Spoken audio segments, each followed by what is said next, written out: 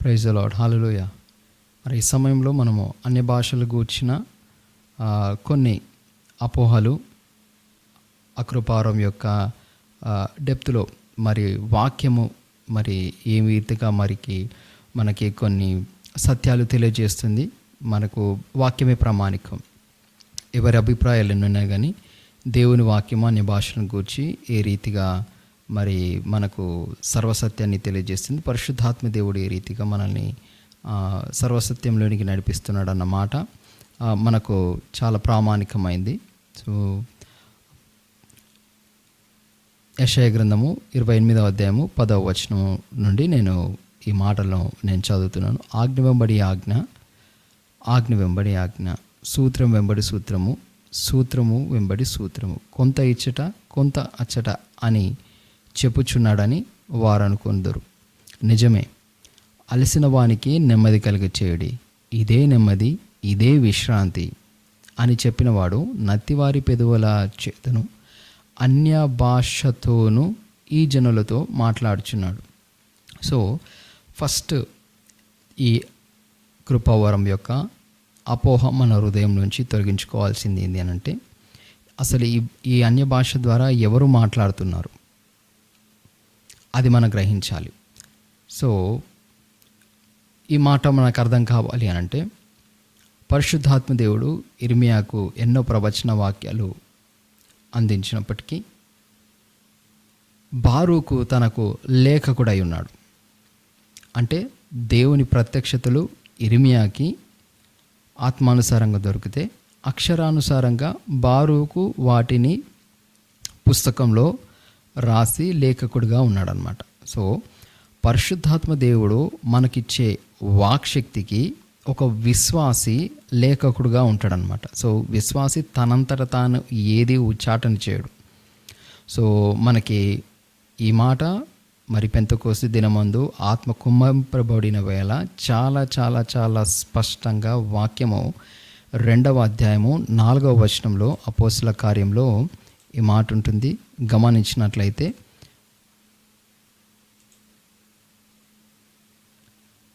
అందరూ పరిశుద్ధాత్మతో నిండిన వారై ఆ ఆత్మ వారికి వాక్శక్తి అనుగ్రహించిన కొలది అన్య భాషలతో మాట్లాడసాగిరి. మరి ఇక్కడ ఇందాక మనం చదువుకున్న మాట నత్తివారి పెదవుల ద్వారా నేను మాట్లాడుచున్నాను అంటే దేవుడు మాట్లాడుచున్నాడు అనే మాట మనకి ప్రవక్త వివరిస్తున్నాడు. ఇక్కడ కూడా మరి చాలా స్పష్టంగా లూకా గారు ఎంత క్లారిటీగా రాశాడు అని అంటే, అందరూ పరిశుద్ధాత్మతో నిండిన వారై ఆ ఆత్మ వారికి వాక్శక్తి అనుగ్రహించిన కొలది. వాక్శక్తి ఇచ్చేది ఎవరు? పరిశుద్ధాత్మ దేవుడు. అన్య భాషలతో మాట్లాడే వారికి వాక్శక్తి ఇచ్చేది పరిశుద్ధాత్మ దేవుడు. చాలామంది విశ్వాసులు అనుకుంటారు ఇవి వాళ్ళంతటా వాళ్ళు ఉచ్చాటన చేస్తున్న వాళ్ళ వాళ్ళ వాళ్ళ ఇన్స్పిరేషన్లో వచ్చిన, వాళ్ళ తలంపు, వాళ్ళ విల్ పవర్లోంచి వచ్చిన ఉచ్చాటన అనుకుంటారు. కాదు కాదు కాదు, మనం అపోహపడేది అక్కడ. సో ఇది అన్య భాషల కృపావరం కలిగిన వారికి ఈ కృపావరం పూర్తి పరిశుద్ధాత్మ దేవుని ప్రమేయంతో మాత్రమే సాగుతుంది. కాకపోతే మనము ఈ కృపావరాన్ని మనకు ఎప్పుడైనా అవసరం అన్నప్పుడు మనం ట్రిగ్గర్ చేసుకోవచ్చు.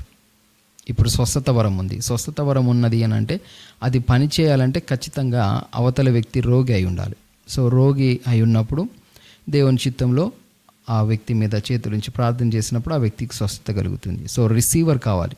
సో అన్య భాషల విషయంకి వచ్చేసరికి నువ్వు దేవునితో మాట్లాడాలి, ప్రార్థించాలి అని ఆలోచన చేసినప్పుడు దేవుడు నీతో మరి మాట్లాడాలి, దేవుడు నీతో సంభాషించాలి, ఒక కమ్యూనికేషన్ ఎస్టాబ్లిష్ చేయాలన్న ఆలోచన మనకు కలిగినప్పుడు, మనం ట్రిగ్గర్ అయినప్పుడు ఆటోమేటిక్గా మనము అన్య భాషలోనికి మనం స్విచ్ అవ్వచ్చు. సో అది మన స్వాధీనంలో ఉంటుంది. ప్రవక్తల ఆత్మలు ప్రవక్తల స్వాధీనంలో ఉన్నవన్న మాటను పౌలు గారు దాన్ని స్పష్టంగా రూఢీపరుస్తున్నారనమాట. దేవునికి మహిమ కలుగును గాక. సో మరి అన్య భాషలు మాట్లాడే వారికి కేవలం పరిశుద్ధాత్మ దేవుడు మాత్రమే వాక్శక్తి ఇస్తున్నాడు. ఇది 100% వాక్యము స్పష్టంగా 2 చోట్ల మరి రూఢిపరిచింది. సో యెషయా గ్రంథం 28వ అధ్యాయంలో కూడా ఈ మాట నతివారి పెదవుల ద్వారా ఆయన మాట్లాడుచున్నాడు అంటే దేవుడు మాట్లాడుచున్నాడు అనే మాట మనకి అర్థమవుతుంది. సో నూతన నిబంధనలో సంఘ స్థాపన జరిగిన రోజు కూడా మరి అక్కడ నిలబడిన పేతురు ఏమన్నారు అని అంటే, వాక్శక్తి అనుగ్రహించింది పరిశుద్ధాత్మ దేవుడు అనే మాటని అక్కడ యోవేలు ప్రవచన గ్రంథం యొక్క నెరవేర్పు మనకి ఇక్కడ కనబడుతుంది. కడవరి దినంలో సర్వజనుల మీద ఆత్మను కుమ్మరిస్తాను, మీ కుమారులు కుమార్తెలు ప్రవచిస్తారు, ముసలివారు కలర్ కంటారు, యవనస్తులు దర్శనాలు చూస్తారు, మీ మీదను మీ పనికత్తెల మీదను ఆత్మను కుమ్మరిస్తానన్న ఈ మాటల యొక్క నెరవేర్పు ఇక్కడ జరుగుతుంది అనే మాట మనం చూస్తూ ఉంటాం. సో ప్రత్యేకించి పెంతెకోస్తు దినము కేవలం పరిశుద్ధాత్మ దేవుని యొక్క స్వాధీనంలో జరుగుతున్న కార్యం అనమాట. సంఘంలో పరిశుద్ధాత్మ దేవుని యొక్క ఆధీనంలో, పరిశుద్ధాత్మ దేవుని యొక్క అధికారపు యొక్క దిశానిర్దేశంలో సాగుతున్న క్రమం ఇది. కేవలం అపోస్తలు వాళ్ళు ఏదో యేసుక్రీస్తు ప్రభువారిని ప్రమోట్ చేయడానికి చేసింది కాదు. ఇది పరిశుద్ధాత్మ దేవుడు వారిని నింపినప్పుడు, ఆయన ఆత్మతో నింపినప్పుడు వాక్శక్తి వారికి అనుగ్రహించిన కొలది అనే మాట ఉంటుంది. అంటే ఎవరికైతే ఒక 100% అందిస్తారో వాళ్ళు 100% మాట్లాడారు, 70% అందించిన వారికి ఆ 70% మాట్లాడిచ్చారు. ఆ తర్వాత వాళ్ళు ఆగిపోయారు. అందుకే ఈ మాటని పౌలు గారు 13వ అధ్యాయంలో కొరింథీయులకు రాసిన మొదటి పత్రికలో అంటారు. ఏమంటారంటే, భాషలైనను నిలిచిపోవును అనే మాట అంటారు. దాని అర్థం ఏంటంటే, పరిశుద్ధాత్మ దేవుడు వాక్శక్తి ఇస్తే అన్య భాషలో మాట్లాడతాం. వాక్శక్తి ఆయన అనుగ్రహించకపోతే అన్య భాషలో మాట్లాడలేం. ఇది కేవలం పరిశుద్ధాత్మ దేవుని ప్రమేయంతో సాగే కృపావరము, పూర్తిగా పరిశుద్ధాత్మ దేవుని ప్రమేయంతో సాగే కృపావరము.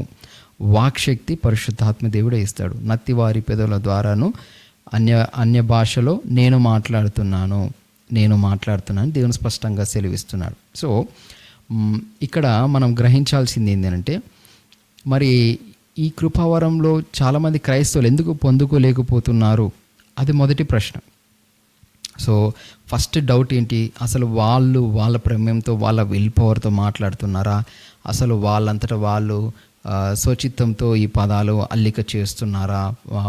పదం వెంబడి పదం, మాట వెంబడి మాట, రిపీటెడ్ వర్డ్స్ అన్నీ వీళ్ళే కలగజేసుకుంటున్నారా అనే మాటలో చూస్తే, మెనే టెక్కిల్ ఫార్సిన్ అనే మాట చూసేటప్పుడు, మెనే అనే మాటను చూస్తే, నేను రాజ్యంలో తోల్చినప్పుడు నువ్వు తక్కువగా కనబడ్డావు. ఒకే పదం 2 సార్లు రిపీట్ అయినప్పటికీ భావం మారింది. టెకెలు ఫార్సిన్ డిఫరెంట్గా ఉంది. దేవునికి మహిమకలు. సో భాషలు మాట్లాడేటప్పుడు చాలా పదాలు రిపీటెడ్గా వస్తాయి. రిపీటెడ్గా వచ్చినంత మాత్రాన వాళ్ళు అదే మాటలు పదే ఉచ్చాటన చేస్తున్నారని కదా. అక్కడ భావం, పరిశుద్ధాత్మ దేవుడు దాని వెనుకల ఏం పెట్టాడనేది చాలా చాలా చాలా ప్రామాణికం. ఇది కేవలం భాషలో ఉన్నవారు మాత్రమే మనసులో జరిగే తలంపులు, ఆలోచనలు పరిశుద్ధాత్మ దేవుడు అనుగ్రహించు ప్రత్యక్షతలు, కలర్ రూపంలో, దర్శనాల రూపంలో పరిశుద్ధాత్మ దేవుడు ఇచ్చే దర్శనాలు కూడా చాలా ప్రామాణికం. సో వాళ్ళకి తెర వెనకాల ఏం జరుగుతుందో విషయం అనేది వాళ్ళకి వ్యక్తిగతం, భాషలు మాట్లాడే వారికే వ్యక్తిగతం. సో 16వ అధ్యాయంలో అసలు నా గురించి జనాలు ఏమనుకుంటున్నారని యేసుక్రీస్తు ప్రభువారు అన్నప్పుడు, అక్కడ శిష్యులు చాలా రీతిగా చాలా మాట్లాడినారు. ఇదిగో పలానా ప్రవక్త అనుకుంటున్నారు, పలానా వ్యక్తి నిన్ను అనుకుంటున్నారు అని అంటే, అక్కడ మీరేమనుకుంటున్నారు అన్నప్పుడు పేతురు ఒక మాట అన్నాడు, నువ్వు జీవం గల దేవుని కుమారుడు అన్నప్పుడు, సీమోను బర్యోనా నీవు ధన్యుడు, యు ఆర్ బ్లెస్డ్. ఎందుకనంటే ఇది రక్తమాంసములు నీకు ఇది బయలుపరచలేదు, కానీ నా పరలోకమందున్న నా తండ్రి నీకు ఇది బయలుపరిస్తే కానీ నీకు ఇది తెలియలేదు. సో మరి పరలోకంలో ఉన్న తండ్రి ఏమై ఉన్నాడు? దేవుడు ఆత్మ కనుక ఆయన ఆరాధించేవారు ఆత్మతోను సత్యంతో ఆరాధించేవాళ్ళు. దేవుడు ఆత్మ ఉన్నాడు. సో చెవిగలవాడు ఆత్మ చెప్పు సంగతులను వినును గాక. మరి పేతురు వినగలిగింది తండ్రి అని దేవుని స్వరాన్ని వినగలిగినాడు. మరి అక్కడ మిగతా 11 మంది అపోస్తులు ఉన్నారే, మరి వాళ్ళు ఎందుకు వినలేకపోయారు? కేవలం పేతురు మాత్రమే ఎందుకు విన్నాడు? ఏ విశ్వాస అయితే ఈ విషయాన్ని గ్రహిస్తాడో, అన్య భాషల విషయంలో పరిశుద్ధాత్మ దేవుడు ఏ రీతిగా వాక్శక్తి అనుగ్రహిస్తాడో విషయం అర్థమవుతుంది. సో అక్కడ 12 మంది ఉన్నారు, కేవలం పేతురుకి ఎందుకు అనుగ్రహించాలి? ఈ మాటని మనకి 12వ అధ్యాయంలో కొరింథీయులకు రాసిన మొదటి పత్రికలో పౌలు గారు చాలా స్పష్టంగా రాశాడు. ఆత్మ తన చిత్తము చొప్పున పంచి ఇచ్చుచు కార్యసిద్ధి కలిగించు. అది ఆయన ఎవరికి ఇవ్వాలనుకుంటున్నాడో అది పరిశుద్ధాత్మ దేవుని వశంలో ఉంటుంది. సో ఆ కృపావరం పొందుకోవడము, పొందుకోకపోవడం పరిశుద్ధాత్మ దేవుని వశం. ఆయన ఒక్కొక్కరికి ఆత్మ ప్రత్యక్షత పంచి ఇచ్చుచున్నాడు అనే మాట ఉంటుంది. సంఘానికి క్షేమాభివృద్ధి కలగచేయడానికి ఆయన ఏ కృపావరాన్ని ఎవరికి ఎంత సామర్థ్యంలో పంచి ఇవ్వాలనేది ఆయన ఇష్టం. ఆయన రాజు, దేవుడు రాజు, రాజులకు రాజు, ప్రభువులకు ప్రభు. నీకు ఏ సామర్థ్యంలో ఇవ్వాలనేది ఆయన ఇష్టం. నీవు కేవలం యోగ్యుడవై ఉంటే చాలు, కుమ్మరించేది ఆయన. సో నీవు దేవుని ఆత్మస్వరం వినగలిగిన స్థాయికి, సామర్థ్యంలోనికి నిన్ను నువ్వు అలైన్ చేసుకోవడమే కావాలి. సో నీవు పశ్చాత్తాప దిశగా ఉండాలి. దేవుని సన్నిధిలో మనం ఎప్పుడు గర్వంతో ప్రవర్తించకూడదు. ఎప్పుడైనా కానీ అసలు నేను గర్వంతో ప్రవర్తించట్లేదు అంటే నీకు దీన మనసు లేకపోతే, నీకు దాసుని వంటి స్వభావం లేకపోతే, నిన్ను నువ్వు తగ్గించుకోలేకపోతే అది గర్వమే. నిన్ను నువ్వు తగ్గించుకోలేనిది ఏది నీలో ఉన్నా అది గర్వమే. దేవుడు గర్విష్ఠులను అణిచివేస్తాడు, దీనుల మీద ఆయన కృప చూపుతాడు, కనికరం చూపుతాడు. దీనుల మీద కృప చూపుతాడంటే నిన్ను నువ్వు దీనపరుచుకున్నప్పుడు, నిన్ను నువ్వు తగ్గించుకున్నప్పుడు, దేవుని హెచ్చించినప్పుడు, దేవుని మీద ఆధారపడ్డప్పుడు, నీ స్వబుద్ధిని ఆధారం చేసుకున్నాక యెహోవా యందు నమ్మిక ఉంచుము అనే మాట ఉంటుంది. సో అన్ని భాషలు మాట్లాడేవారు ఎవరైనా కానీ వాళ్ళు ఖచ్చితంగా వాళ్ళు తమను తాము తగ్గించుకున్నారు. వారికి ఆత్మ అనుగ్రహించు ప్రత్యక్షతని వాళ్ళు ఖచ్చితంగా ఆత్మ ప్రత్యక్షతగా వాళ్ళు రిసీవ్ చేసుకున్నారు కాబట్టే వాళ్ళు మాట్లాడగలుగుతున్నారు. సో అనుగ్రహించేది పరిశుద్ధాత్మ దేవుడు. ఇది నేను నా చిత్తంలో నేను మాట్లాడట్లేదు, పరిశుద్ధాత్మ దేవుడు తన చిత్తంలో మాట్లాడుతున్నాడన్న ఎప్పుడైతే వాళ్ళకి క్లారిటీ ఉన్న వాళ్ళు చాలా సంతోషంగా ముందుకు కొనసాగుతారు. అసలు ఇది నాకు దేవుడు ఇచ్చాడా, ఇది లేక ఇంకెక్కడి నుంచి వచ్చిందా? దేవుని వాక్యం ఏం సెలవిస్తుంది? ఒక కుమారుడు తన తండ్రిని, నాన్న నాకు ఆకలేస్తుంది అని అంటే మరి తనకి రొట్టెకి బదులుగా పాము ఇస్తాడా అనే మాట స్పష్టంగా ఉంది. మీరు నిశ్చయంగా అడిగినట్లయితే పరిశుద్ధాత్మను అనుగ్రహిస్తానన్న మాట దేవుడు చాలా కళాఖండిగాను విశ్వాసంతో అడగాలి. కానీ విశ్వాసంతో అడిగిన తర్వాత నువ్వు గర్వం లేకుండా ఉండాలి. నీ స్వబుద్ధిని ఆధారం చేసుకోవద్దు. నీ స్వబుద్ధిని ఆధారం చేసుకోవడం అంటే ఏంటిది? నాకు ఆత్మ ప్రత్యక్షత అనుగ్రహించే సమయానికి నా తలంపులు ఎలా ఉంటాయి, నా ఆలోచనలు ఎలా ఉంటాయి, నా ఊహలు ఎలా ఉంటాయి, ఆయన నా నాలుకను ఆయన స్వాధీనంలో తీసుకుంటాడా, లేదంటే నా తలంపుల్లో ఆయన తలంపులు పెడతాడా, నా ఆలోచన ఇవన్నీ ఆలోచనలు నీ మనసులో పురుగులా మెసులుతున్నప్పుడు నువ్వు దేవుని మీద ఫోకస్ చేయలేవు. నీ ఆలోచనల మీద నువ్వు ఫోకస్ చేస్తున్నప్పుడు నేను ఎట్లా పొందుకున్నప్పుడు నేను ఎలా ప్రవర్తిస్తాను, నా వాయిస్ ఎక్కువ ఉంటుందా, గట్టిగా ఉంటుందా, బేస్లో ఉంటుందా, ఏ భాష మాట్లాడతాను, ఏ టోన్లో వస్తుంది, ఏ టెక్స్చర్లో వస్తుంది, వీటి మీద నువ్వు ఫోకస్ చేసినప్పుడు, ఇచ్చేవాని మీద ఫోకస్ చేసినప్పుడు నువ్వు పొందుకుంటావు. గిఫ్ట్ మీద ఫోకస్ చేసినప్పుడు నువ్వు పొందుకో. మొదటి విషయం అదే.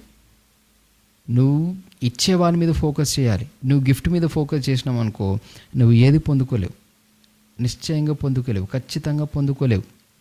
మనం ఇచ్చేవాడిని పక్కన పెట్టి మనం గిఫ్ట్ మీద మనం మనసు పెట్టినప్పుడు దేవుడు హృదయాలను లక్ష్య పెట్టేవాడు, అంతరంగ స్వభావాన్ని లక్ష్య పెట్టేవాడు, తలంపులు ఆలోచన లక్ష్య పెట్టేవాడు. సో ఆయన ఇవ్వడానికి వచ్చినవాడు నీ తలంపులు, నీ ఆలోచనలో అవిశ్వాసాన్ని కానీ, అన్బిలీఫ్ కానీ ఏది చూసినా కానీ ఆయన వెనుదిరుగుతాడు, ఇవ్వడానికి వెనుదిరుగుతాడు. ఎందుకంటే విశ్వాసం లేకుండా దేవునికి ఇష్టలై ఉండట వ్యర్థము. మరి దేవుడు మన యందు ఆనందించినట్లా ఈ పాలు తేనెలు ప్రవహించు మంచి దేశంను మనము స్వతంత్రించుకుంటాము. ఇది చాలా చాలా చాలా స్పష్టంగా దేవుడు రూఢిపరిచినాడు. దీనికి తిరుగులేదు. ఫస్ట్ కావాల్సింది మైండ్ క్లియర్గా ఉండాలి. ఇది ఆత్మ ప్రత్యక్షత ద్వారానే అనుగ్రహింపబడుతుంది. అది తన చిత్తం చొప్పున పరిశుద్ధాత్మ దేవుడు ఇచ్చేవాడై ఉన్నాడు. అది ఆయన ఇష్టం. నువ్వు పొందుకోవడానికి నువ్వు సిద్ధంగా ఉంటే ఖచ్చితంగా ఇవ్వడానికి ఆయన అందుబాటులో ఉన్నాడు, ఆయన రెడీగా ఉన్నాడు. కానీ ఆ సమయానికి నీ హృదయాన్ని నువ్వు ఇచ్చేవాని మీద ఫోకస్ చేసావా, ఇచ్చే గిఫ్ట్ మీద ఫోకస్ చేసావా, అది కూడా చాలా ప్రామాణికం. సో చాలా అపోహల మధ్యలో ఈ కృపావరం సాగుతుంది. ఎందుకంటే దీన్ని చాలామంది వక్రీకరిస్తారు, చాలా వెటకారంగా మాట్లాడతారు. అసలు లేవు, నిలిచిపోయినాయి, ఆగిపోయినాయి అని అంటారు. మరి మాట్లాడే వాళ్ళు ఎలా మాట్లాడుతున్నారు? భాషలో మాట్లాడేటప్పుడు ఎన్ని దర్శనాలు చూస్తారు. అనుభవ జ్ఞానంలో చెప్తున్నాను, భాషలో మాట్లాడుతూ ఎన్ని ఆత్మ ప్రత్యక్షతలు పొందుకున్నామో అది అనుభవించిన మాకే తెలుసు. అసలు బైబిల్ని చదివేటప్పుడు, బైబిల్ వాక్యాన్ని ధ్యానిస్తూ భాషల్లో మాట్లాడేటప్పుడు అందులోని చాలా గూఢార్థాలు ఎన్నో రివీల్ అవుతావు. ఎన్నో ఎన్నో ప్రార్థనాంశాలు రివీల్ అవుతాయి, ఎందరి హృదయ రహస్యాలు రివీల్ అవుతాయి, ఎంతో ఇన్సైట్ వస్తుంది, ఎంతో ఫోర్సైట్ వస్తుంది, విజన్స్ వస్తాయి, దర్శనం వస్తాయి. భాషలు కేవలం భాషలు ఒక జిబరిష్టం మాత్రమే కాదు, భాషలు వెనకాల తెర వెనకాల చాలా నేపథ్యం సాగుతూ ఉంటుంది, కళలు వస్తూ ఉంటాయి, దేవుడు మాట్లాడుతుంటే కొందరు ఓపెన్ విజన్స్ చూస్తాం, భాషలు మాట్లాడుతూ ఓపెన్ విజన్స్ చూస్తూ ఉంటారు, కొందరు కళ్ళు మూసుకొని ప్రార్థన చేస్తూ క్లోజ్డ్ విజన్స్ చూస్తూ ఉంటారు. సో వాళ్ళకి విజన్స్ వస్తూ ఉంటాయి, వాక్ ప్రత్యక్షతలు వస్తూ ఉంటాయి, వర్డ్ ఆఫ్ నాలెడ్జ్ వస్తుంది, వర్డ్ ఆఫ్ విజ్డమ్ వస్తుంది, వర్డ్ ఆఫ్ రెవల్యూషన్ వస్తుంది. ఇవన్నీ ఆత్మ అనుగ్రహించు ప్రత్యక్షతలు. ఒకరికి ఆత్మను అనుసరించి ఆత్మ ద్వారా ఏమొస్తుంది? బుద్ధివాక్యము, జ్ఞానవాక్యము, విశ్వాసము, కొందరికి అద్భుతములు చేయవరం, కొందరికి భాష వరం, కొందరికి నానా భాషల యొక్క అర్థ వివరణ వస్తుంది, కొందరికి స్వస్థపరచువరం. వీటన్నిటినీ ఆత్మ తానే తన చిత్తము చొప్పున పంచి ఇచ్చుచు కార్యసిద్ధి కలిగి చేయుచున్నాడు. ఇచ్చేది పరిశుద్ధాత్మ దేవుడు. ఇచ్చేది పరిశుద్ధాత్మ దేవుడు అయినప్పుడు మన థియాలజీని మనం పక్కన పెట్టాలి. ఫస్ట్ ఆఫ్ ఆల్ మనము మన థియాలజీ మనం కరెక్ట్ చేసుకోవాలి. మన థియాలజీ ఏంటి అని అంటే ఇచ్చేది పరిశుద్ధాత్మ దేవుడు. ఇది మన మైండ్లో ఉండాలి. మనకి ఎన్ని డాక్ట్రినల్ మైండ్ సెట్స్ మనకి ఎన్నున్నాయి కానీ, ఎన్ని సంఘాల ఉపదేశ క్రమాలను మనం ఎన్ని పరిశీలనాత్మకంగా పరిశీలించినప్పటికీ ఆత్మ అనుగ్రహించు ప్రత్యక్షత ఇది కేవలం ప్రామాణికం. దీనికి వేరే తిరుగులేదు, దీనికి వేరే డాక్ట్రిన్ లేదు. ఒకటే ఒక డాక్ట్రిన్, పరిశుద్ధాత్మ దేవుడు తన చిత్తం చొప్పున పంచి ఇచ్చుచు కార్యసిద్ధి కలుగజేయచ్చు. కార్యసిద్ధి ఏం జరుగుతుంది? అక్కడ సంఘానికి క్షేమాభివృద్ధి కలుగజేయుచున్నాడు. అన్ని అవయవాలు ఒకే రీతిగా పనిచేయవు. అన్ని అవయవాలు ఒకే రీతిగా పనిచేస్తే వేరే వేరే అవయవాలన్న పేరు లేదు. ప్రతి అవయవానికి దాని పని సమయం ఉంది, దాని పనితీరు ఉంది, దాని సమయం ఉంది. అన్ని అవయవాలు ఒకేసారి పనిచేయవు. కొన్ని అవయవాలు పనిచేసేటప్పుడు కొన్ని అవయవాలు అసలు ఏమి పనిచేయవు. మనం రాత్రి నిద్రపోతూ ఉంటే ఆల్మోస్ట్ ఓన్లీ మన సర్క్యులేషన్ సిస్టమ్, మన రెస్పిరేషన్ సిస్టము, మన న్యూరాన్ సిస్టము, మన మెటబాలిక్ సిస్టమ్ ఇవి మాత్రమే పనిచేస్తాయి. కాళ్ళు చేతులు అలా పడుకొని ఉంటాయి. సో అనంత మాత్రాన మిగతా అవయవాలు పనిచేయట్లేదా? కొన్ని అవయవాలు కంటిన్యూగా పనిచేస్తూ ఉంటాయి, కొన్ని అవయవాలు పనికి తగ్గట్టుగా పనిచేస్తాయి, కొన్ని అవయవాలు చాలా ఎప్పుడో రేర్గా పనిచేస్తాయి. సో కాబట్టి నీకు పరిశుద్ధాత్మ దేవుడు కృపావరాలు అనేది తన చిత్తం చొప్పున ఇస్తున్నాడు అనేది ఫస్ట్ నీకు మైండ్లో క్లారిటీ ఉంటే నువ్వు ఖచ్చితంగా దీని విషయంలో మనము అనవసరమైన డిబేట్లోనికి వెళ్ళాం. మనకెంత థియాలజీ వచ్చినప్పటికీ తన చిత్తం చొప్పున పరిశుద్ధాత్మ దేవుడు పంచి ఇచ్చుచున్నాడు అనే విషయాన్ని మనం గ్రహించలేకపోతే మనము చాలా చాలా చాలా చాలా వెనుకబడిపోతాం దేవుని దగ్గర నుంచి ఏదైనా పొందుకోవడానికి. వర్డ్ ఆఫ్ విజ్డమ్ రాదా? వర్డ్ ఆఫ్ విజ్డమ్ వస్తుంది, బుద్ధివాక్యం వస్తుంది, అది కూడా కృపావరమే కదా. నీకు భాషలు లేకుండా వర్డ్ ఆఫ్ నాలెడ్జ్ వచ్చే అవకాశం ఉంది అనేది బైబిల్ స్పష్టంగా సెలవిస్తుంది. నీకు అన్య భాషలు లేకుండా వర్డ్ ఆఫ్ నాలెడ్జ్లో నువ్వు ఆపరేట్ అవ్వచ్చు. నువ్వు అన్య భాషలు లేకుండా వర్డ్ ఆఫ్ రెవల్యూషన్లో ఆపరేట్ అవ్వచ్చు. నీకు అన్య భాషల వరం లేకుండా నీకు హీలింగ్లో ఆపరేట్ అవ్వచ్చు. నీకు అన్య భాషల వరం లేకుండా అద్భుతాలు చేస్తే శక్తి సామర్థ్యాలు నువ్వు ఆపరేట్ అవ్వచ్చు. ఎందుకంటే దీన్ని చాలామంది థియాలజియన్స్ ఎస్పెషల్లీ కరిస్మాటిక్ పెంటకాస్టల్స్ ఏం చేశారంటే initial sign of baptism of the Holy Spirit అనే మాటని వాళ్ళు పదే పదే పదే పదే పదే పదే పదే రిపీట్ చేయడం వల్ల, దీన్ని బోధించడం ద్వారా చాలామందిలో ఈ అపోహ ఉండిపోయింది. ఓకే, అన్య భాషల వరం లేకపోతే నాలో వేరే ప్రత్యక్షతలు పనిచేయవు. ఎంతమంది పాస్టర్లు అన్య భాషల వరం లేకుండా చాలా బైబిల్లోని విషయాలని చాలా స్పష్టంగా బుద్ధివాక్యంతో జ్ఞానవాక్యంతో వివరించి చెప్పేవారు అయి ఉన్నారు. మరి వాళ్ళకి ఎవరు ప్రత్యక్షతలు ఇస్తున్నారు? మరి వారికి ప్రత్యక్షతలు ఎక్కడి నుంచి వస్తున్నాయి? అన్య భాషలు మాట్లాడిన సంఘాలు ఎన్ని బైబిల్లోని గూఢార్థాలు వాళ్ళు అక్షరానుసారంగా పొందుకున్న జ్ఞానాన్ని వాళ్ళు మర్మాలుగా ఎందుకు బోధించగలుగుతున్నారు? సంఘాలను ఏ రీతిగా నడిపించగలుగుతున్నారు? ఏ రీతిగా వాళ్ళకి అడ్మినిస్ట్రేషన్ వస్తుంది? అడ్మినిస్ట్రేషన్ కూడా కృపావరమే కదా. సంఘాన్ని నడిపించే అడ్మినిస్ట్రేషన్ ఎలా వస్తుంది? అడ్మినిస్ట్రేషన్ ఎలా వస్తుంది? ఇవన్నీ పరిశుద్ధాత్మ దేవుడు ఇచ్చే సామర్థ్యాలు కదా. మరి పరిశుద్ధాత్మ దేవుడు బెసలేలికి విశేషమైన కృప ఇచ్చాడు. ఏమిచ్చాడు? ఆయనకి స్కిల్ ఇచ్చాడు. ఎలాంటి స్కిల్? బంగారము, వెండితోటి, ఇత్తడితోటి, ప్రశస్తమైన రాళ్ళతోటి, నీల ధూమ్ర రక్తవర్ణ వస్త్రములతోటి మందిరం కట్టడానికి, అంటే ప్రత్యక్ష గుడారం కట్టడానికి మోషేకి దేవుడు దర్శనం ఇస్తున్నాడు. కానీ ప్రాక్టికల్లీ దాన్ని నిర్మిస్తున్నది బెసలేలు. పరిశుద్ధాత్మ దేవుడు తనకు ప్రత్యక్షత ఇచ్చాడు. సో పరిశుద్ధాత్మ దేవుడు ఏదైనా సామర్థ్యం ఇస్తాడు. సంసోనుకు బలం రూపంలో ఇచ్చాడు. సొలొమోనుకు జ్ఞానం రూపంలో ఇచ్చాడు. ప్రత్యక్షత పరిశుద్ధాత్మ దేవునిదే కదా. మరి ఈ విషయాన్ని మనం ఎందుకు గ్రహించలేకపోతున్నాం?